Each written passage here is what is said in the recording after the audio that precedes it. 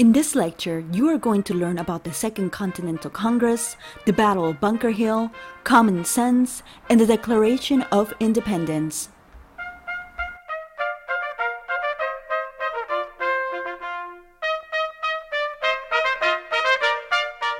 As mentioned earlier, the events of Lexington and Concord will mark the first military battles of the Revolutionary War, but as militia fought and died in Massachusetts, delegates from the colonies met once again at what we will later call the Second Continental Congress. The Second Continental Congress was the first legislative body that governed the United States from May 1775 through the war's duration. It established an army, created its own money, and declared independence once all hope for peaceful reconciliation with Britain was gone.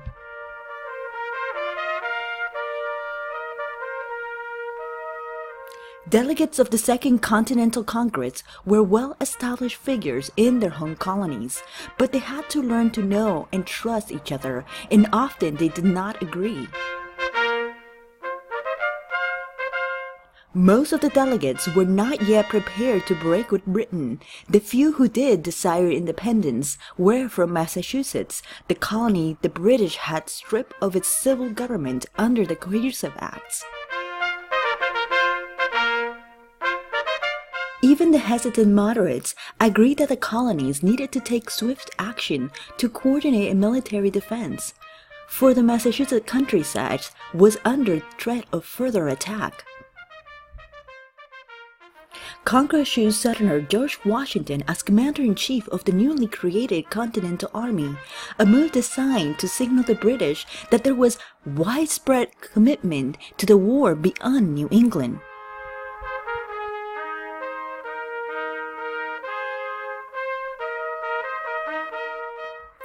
George Washington had the task of turning local militias and untrained volunteers into a disciplined army.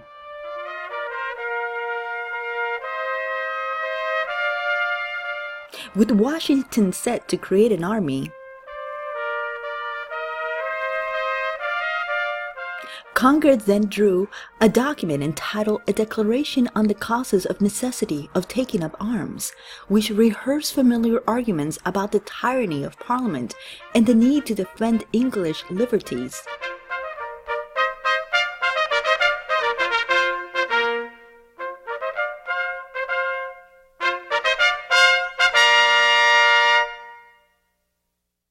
To pay for the military buildup, the Congress authorized a currency issue of $2 million.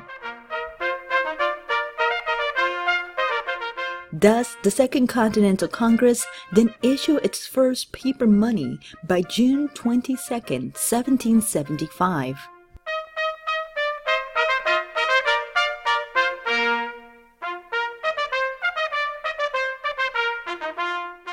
In just 2 months, the Second Continental Congress had taken on the major functions of a legitimate government, both military and financially, without any legal basis for its authority.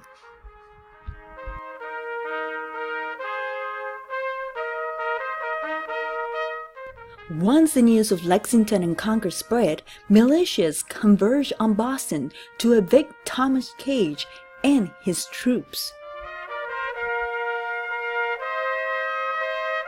Approximately 20,000 colonial militiamen laid siege to Boston, effectively trapping the British.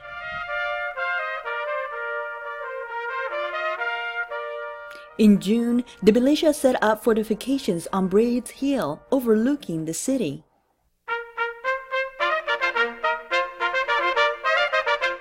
Gage declared that all the inhabitants of Massachusetts who bore arms were rebels and traitors, although he was willing to pardon everyone but John Hancock and Sam Adams, two leaders of the defiant Provincial Congress.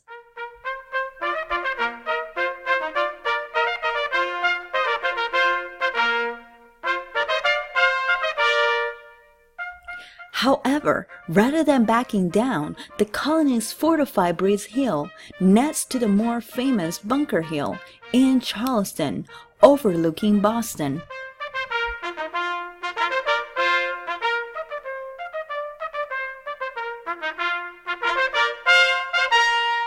When the militia did not give in, the British attempted to dislodge them from the position with a frontal assault.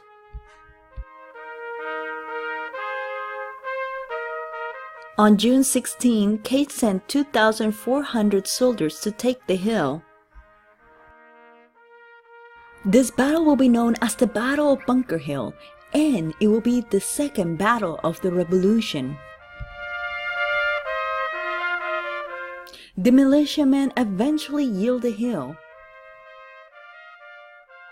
However, the Battle of Bunker Hill proved costly for the British, who suffered many more casualties than the Americans, despite winning the battle. The cost was enormous for the British.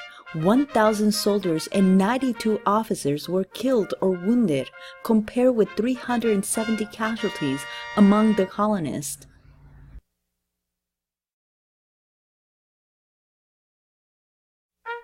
Moreover, British General William Howe decided against pursuing the fleeing Americans, unwilling to risk more raids into the countryside, and he retreated to Boston, allowing the militia to live another day. A week after the Battle of Bunker Hill, General Washington arrived to take charge of the new Continental Army. He found enthusiastic but undisciplined troops and quickly imposed a hierarchy and authority.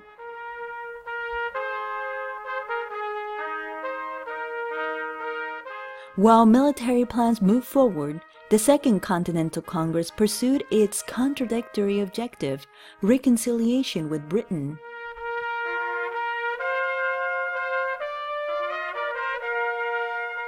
Delegates from the Middle Colonies, who depended on trade with Britain, urged the channels for negotiation to remain open. In July 1775, congressional moderates led by John Dickinson engineered an appeal to the king called the Olive Branch Petition. The petition affirmed loyalty to the monarchy, strategically blamed all the troubles on the king's ministers and on Parliament, and proposed that the American colonial assemblies be organized as individual parliaments under the umbrella of the monarchy. The petition arrived in England on August 13, 1775, but before it was delivered, the king issued his own proclamation of suppressing rebellion and sedition. He believed his subjects in North America were being misled by dangerous and ill-designed men who were preparing, ordering, and levying war against us. In an October speech to Parliament, he dismissed the colonists' petition. The king had no doubt that the resistance was manifestly carried on for the purpose of establishing an independent empire.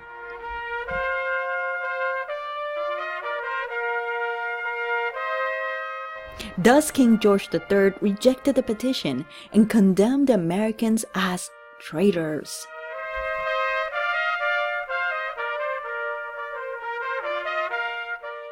By the start of 1776, talk of independence was growing while the prospect of reconciliation dimmed. As pressure for independence started mounting, in January 1776, a pamphlet titled Common Sense, outlining a lively and compelling case for independence, appeared in Philadelphia. In simple yet forceful language, Thomas Paine elaborated on the silliness of the British monarchy and argued for a republican government.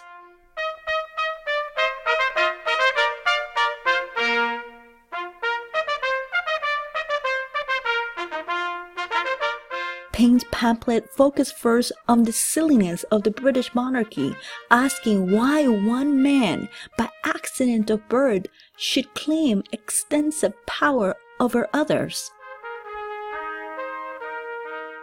He suggested that nature proved the folly of hereditary monarchy by giving mankind an ass for a lion, thereby calling King George an ass. He also argued that the idea of a balanced constitution that combined king, nobles, and common people in one government was partial, and the monarchy was ridiculous.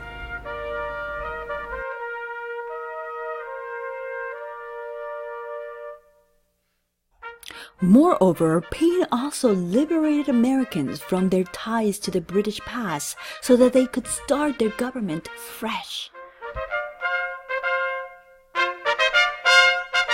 He advocated a republican government with frequent elections in place of a monarchy. Paine had a message for Congress too. The period of debate is closed, he wrote.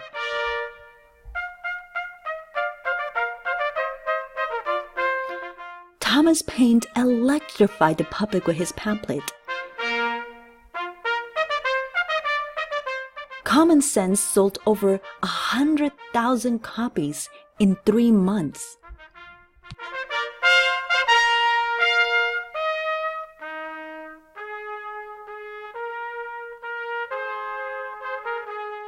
Needless to say, the pamphlet was well received and it influenced public opinion throughout the colonies. Meanwhile, in Virginia, the royal governor, Lord Dunmore, issued a proclamation declaring martial law and offering freedom to all indentured servants, slaves, and others if they will leave their masters and join the British.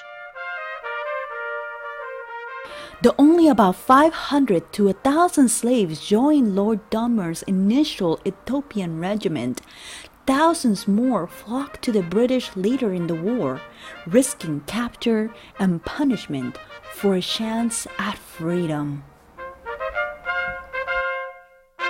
Additionally, as Southern delegates debated to declare independence in the Second Continental Congress, Dunmore's proclamation unnerved white Southerners already suspicious of rising anti-slavery sentiments in the mother country. Thus, Dunmore's proclamation began to convince some slave owners that a new independent nation might offer a better protection for slavery.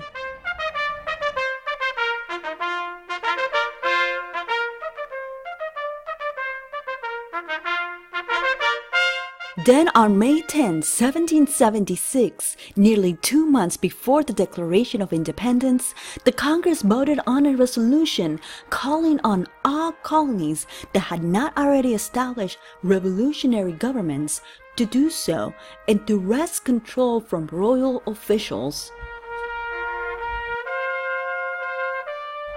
The Congress also recommended that the colonies should begin preparing new written constitutions.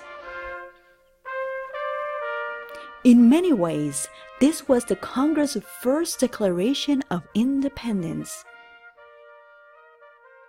Then the colonists got news that France would offer military support if the colonies separated from Britain. With the knowledge of France's support, the Virginia delegation introduced a resolution calling for independence in early June.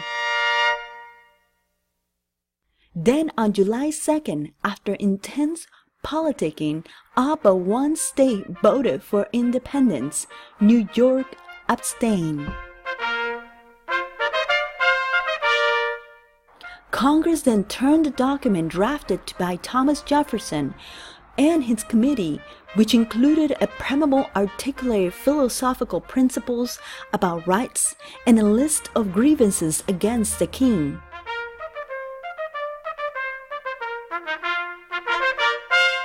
For 2 days, the Congress debated over the list of grievances, especially the issue of slavery. Then on July 4th, the amendments to Jefferson's text were complete and the Declaration of Independence was formally adopted. On July 15, the New York delegation switched from abstention to endorsement, making the vote of independence unanimous. The Declaration of Independence then was printed and read throughout the colonies.